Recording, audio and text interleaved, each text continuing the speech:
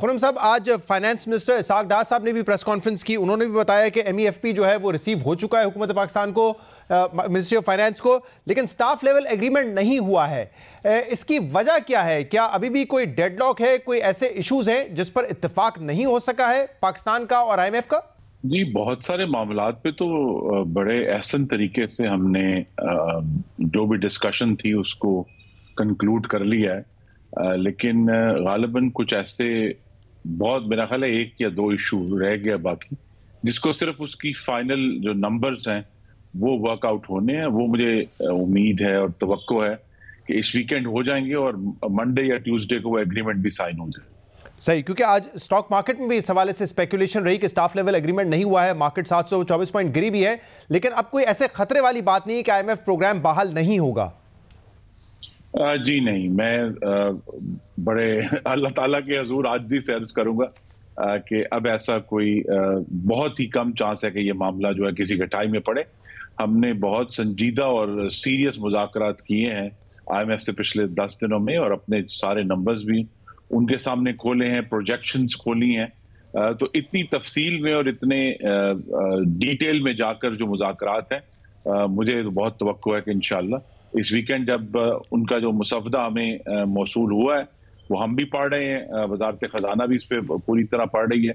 और जब इसके बाद हमारे जो कमेंट्स हैं वो हम उनसे शेयर कर लेंगे मंडे को, और मुझे बहुत तवक्को है कि इंशाल्लाह ट्यूसडे तक ये मामला हल हो जाएगा। लेकिन इसमें एक नुक्ता ये भी है कि IMF अब ये चाहता है कि पहले जो प्रायर कंडीशंस हैं उस पर अमल दरामद शुरू हो जाए और इसके बाद स्टाफ लेवल एग्रीमेंट होगा। माजी में हमने देखा है कि स्टाफ लेवल एग्रीमेंट हो जाता था और फिर जो कंडीशंस थी उसको उस पर अमल दरामद होती थी, लेकिन अब IMF चाहता है कि पहले पाकिस्तान जो है अमल दरामद करे और फिर स्टाफ लेवल एग्रीमेंट होगा। जी, ये इमरान खान की एक जहरीली मीरास है जो वो छोड़ कर गए हैं, क्योंकि आज ये आपके नाजरीन को याद कराना जरूरी है कि जिस मुआहदे पर हम अमल कर रहे हैं, जिसकी मुख्तलिफ शिकें थी, रुपए के हवाले से, स्टेट बैंक के हवाले से, सब्सिडीज के हवाले से,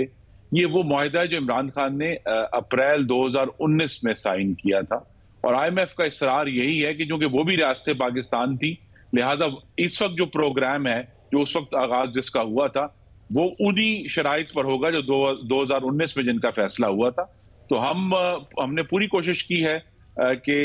ये जो भी हम IMF प्रोग्राम को बहाल करने के लिए इकदाम लेंगे, उसमें पाकिस्तान के जो गरीब तरीन लोग हैं उनकी प्रोटेक्शन का इंतजाम किया जाए, और इसी पर ही ज्यादा दिन इसी पर बहस हुई है कि ये हम प्रोटेक्शन किस तरह प्रोवाइड कर सकते हैं।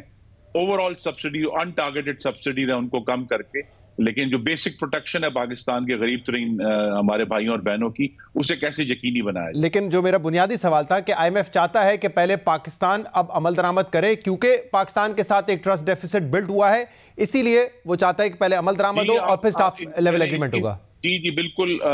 यही मैंने कहा, यही एक मिरास है पिछली हुकूमत की जिससे हम डील कर रहे हैं, क्योंकि पिछले साल फरवरी में भी ये जो है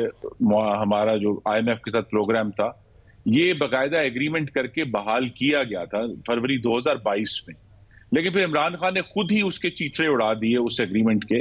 जिसकी वजह से अब IMF जो है वो दूध का जला छाछ भी फूंक कर पी रहा है, और वो ये हमसे कह रहा है कि जी आप जो हमारे एक्शंस हैं वो लें। कुछ एक्शंस हमने आज ECC में ले लिए, काबीना उनकी तौसीक कर देगी अगले हफ्ते, तो हमारी तरफ से तो अब कोई रुकावट नहीं है इस मामले। लेकिन जो मौजूदा फाइनेंस टीम है जिसको लीड कर रहे हैं इसाक डार साहब, उनके साथ भी ट्रस्ट डेफिसिट है, इसीलिए IMF ने पहले ये शर्त रखी कि उनको वजीर आजम से बात करनी है। वजीर आजम शहबाज शरीफ ने अश्योरिटी दी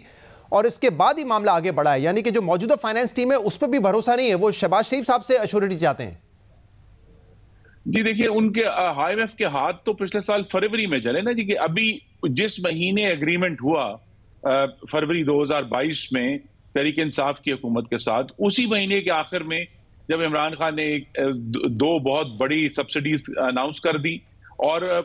IMF को ये महसूस हुआ और उन्होंने उसका खुलकर जिक्र किया है कि अगर आप 3 या 4 हफ्ते भी एग्रीमेंट के ऊपर अमल नहीं करती आपकी हुकूमतें, और आप वो एग्रीमेंट फाड़ कर कहीं और चले जाते हैं, तो हमें इस बात की एश्योरेंस दें। तो ये जो पिछले साल का फरवरी 2022 में इमरान खान की हुकूमत का जो तरीकेकार था और बिहेवियर तो, था, उसने आईएमएफ को बहुत हद तक जो है वो पॉइजन कर दिया। तो खुर्रम साहब, सिर्फ उन 3-4 हफ्ते पर ही एतराज है आईएमएफ को, या 4 महीने जो जाया हुए फाइनेंस में से इसाक डार साहब के आने के बाद उस पर भी एतराज है? क्योंकि मार्केट बेस्ड एक्सचेंज रेट रखने का मुआहदा करके गई थी तहरीक इंसाफ की हुकूमत। इसाक डार साहब आए, पहले उन्होंने कहा कि मैं जानता हूं आईएमएफ से कैसे डील किया जाएगा, आई डोंट केयर, आईएमएफ की मिन्नतें नहीं करेंगे। और इसके बाद इसाक डार साहब ने उस एक्सचेंज रेट के साथ क्या किया, कैसे ग्रे मार्केट डेवलप हुई, उस पर कोई एतराज नहीं है आईएमएफ को कि 4 महीने में आपके रिजर्व जो है वो 9 बिलियन से 2.9 बिलियन डॉलर पे आ गए?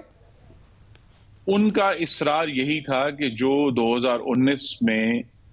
एग्रीमेंट किया था तहरीक इंसाफ की हुकूमत ने कि रुपए को फ्री फ्लोट किया जाएगा, उनका इसरार यही है कि जी जो एग्रीमेंट आपने किया है 2019 में इमरान खान से, उसके ऊपर अमल दरामद करें। और इसाक डार साहब ने कोशिश की कि अगर हमारे पास मुतबादल जराए के जरिए इस मामले को कंट्रोल किया जा सकता है, लेकिन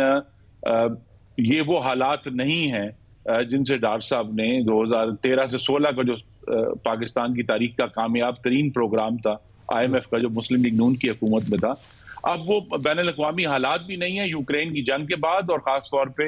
अमेरिका के अफगानिस्तान से विड्रॉल के बाद बैनुल-अक़वामी हालात बदल चुके हैं और इन्हीं बदले हुए हालात में हमें आईएमएफ से डील करना। लेकिन खुर्रम दस्तगीर साहब, हम तो एक अरसे से कह रहे थे कि अक्टूबर में जब वो आए कुछ फैसले उसी वक्त कर लिए जाते, रिव्यू हो जाता तो बेहतर था।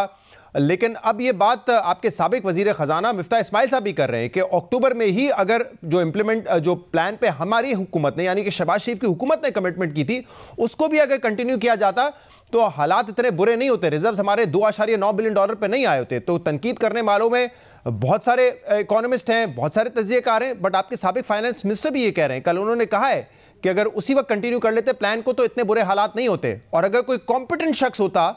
जिसमें एहसन इकबाल साहब की भी मिसाल दी, तो भी वो कह रहे हैं कि बेहतर हालात होते आज। जी, माहिर मुआशियात, मैं भी एक अदना तालिब इल्म हूं। उनके बारे में मशहूर है कि अगर 4 एक कमरे में होंगे तो 5 राय होंगी, तो हर एक की राय फर्क हो सकती है कि किस वक्त क्या होना चाहिए था। एक, जैसा मैंने कहा कि ये पूरी कोशिश की गई कि जो रुपी मुस्तकिल तौर पे गिर रहा था उसको रोका जाए, और चंद दिन उसमें कामयाबी भी हुई। लेकिन